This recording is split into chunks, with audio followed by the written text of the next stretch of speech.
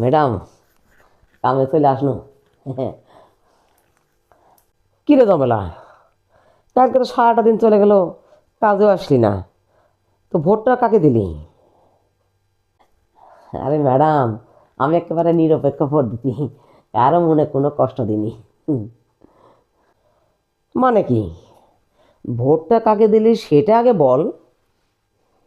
ওই যে ব্যালট পেপারের উপরে যতগুলা ওই ছবি দেওয়া আছে না, সবার উপরে একটা করে সিল মারছি এরকম করে।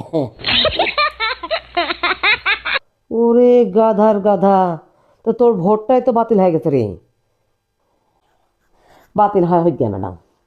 এই মনে করেন রাস্তাঘাটে বাড়ালে ওই প্রার্থীদের লোকজন যদি জিজ্ঞাসা করে ভোটটা ঠিক মতন দিছিলে কি না, আমি একবার মানে গর্বের সাথে অহংকারের সাথে বুক ফোলা করতে পারবো, হ্যাঁ ভোটটা দিছি বাবা, আপনাদেরকে দিছি।